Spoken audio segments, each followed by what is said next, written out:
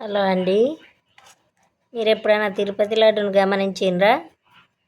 బాగా చూడండి.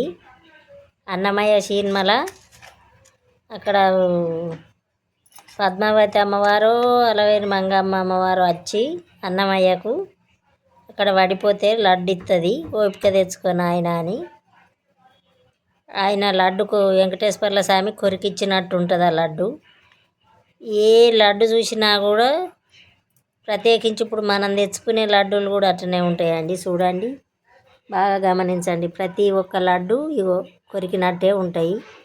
ఇవి ఎట్లా చేస్తారో ఏం చేస్తారో మరి, ప్రతి లడ్డు సామి తింటారో ఏం చేస్తారో కానీ సేమ్ కొరుక్కొని తిన్నట్టే ఉంటాయి ప్రతి ఒక్క లడ్డు.